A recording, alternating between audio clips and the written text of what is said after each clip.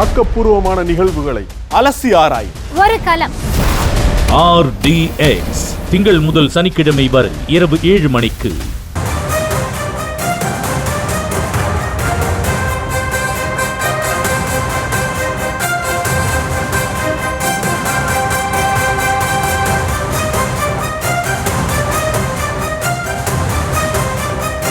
அண்மை செய்திகளை பார்த்து வருகிறோம்.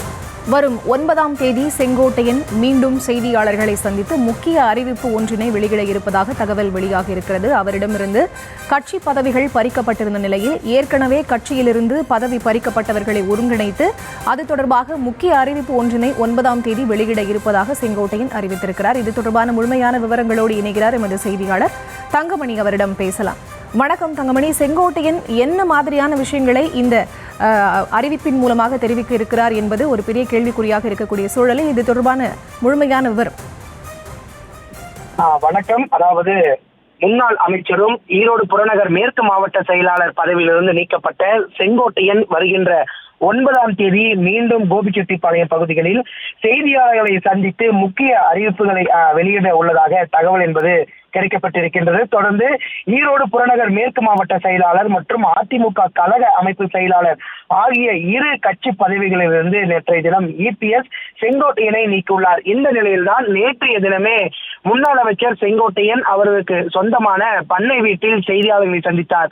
அப்போது அவர் கூறியது, தன்னிடம் விளக்கம் கேட்டிருக்கலாமே, இந்த கட்சி பதவியிலிருந்து என்னை நீக்கியதற்கு நான் வேதனை அடையவில்லை, நான் மகிழ்ச்சி அடைகிறேன் என ஒரு கருத்தை முன்வைத்திருந்தார். நேற்றைய தினத்தில் இருந்தே நீக்கப்பட்ட செங்கோட்டையனை சந்திப்பதற்காக நீலகிரி, கோவை, திருப்பூர், ஈரோடு, நாமக்கல், சேலம், தருமபுரி, கிருஷ்ணகிரி போன்ற இந்த கொங்கு மண்டலங்களை சார்ந்த பல்வேறு மாவட்டங்களிலிருந்து பிரிந்து சென்ற மற்றும் நீக்கப்பட்ட அதிமுக நிர்வாகிகள் சாரசாரியாக படையெடுத்து செங்கோட்டையனை சந்தித்து பல்வேறு கருத்துக்களை தெரிவித்து வருகின்றனர். இந்த நிலையில்தான் நேற்றைய தினமே செங்கோட்டையன் பிரிந்து கிடக்கும் அதிமுகவை ஒருங்கிணைக்கும் வகையில் அதிமுக வெற்றி பெறுவதற்கு ஒன்றிணைந்தால் மட்டுமே சாத்தியம் என்ற பல்வேறு விஷயத்தை நேற்றைய தினம் செங்கோட்டையன் தெரிவித்திருக்கின்றார்.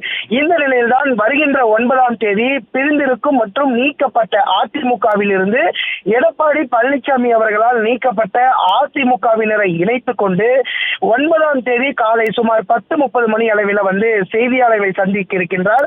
அப்பொழுது ஒரு முக்கிய அறிவிப்பு என்பது செங்கோட்டையன் தரப்பிலிருந்து வெளியிடப்படும். செங்கோட்டையன் நீக்கம் மற்றும் ஏற்கனவே நீக்கப்பட்ட சசிகலா, டிடிவி தினகரன், OPS மற்றும் பல்வேறு அதிமுக நிர்வாகிகளை ஒருங்கிணைத்து அடுத்த கட்ட நகர்வுக்கு செங்கோட்டையன் செல்ல இருக்கின்றார்.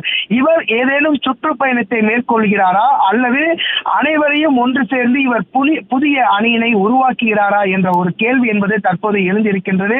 அதே சமயத்தில் செங்கோட்டையனுக்கு ஆதரவு தெரிவித்தும் எடப்பாடி பழனிசாமியினை கண்டித்து நேற்றைய தினம் நம்பியூர் பகுதியைச் சேர்ந்த ஒன்றிய கழக செயலாளர்கள், ஒன்றிய கிளைக்கழக செயலாளர்கள், நகர கிளைக்கழக செயலாளர்கள் என சுமார் 1200 நபர்கள் வந்து தங்களுடைய கட்சி பதவியினை ராஜினாமா செய்திருக்கின்றனர்.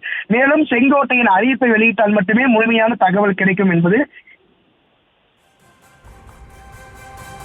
விவரங்களுக்கு நன்றி தங்கமணி. ஆக்கப்பூர்வமான நிகழ்வுகளை அலசி ஆராய் ஒரு களம்.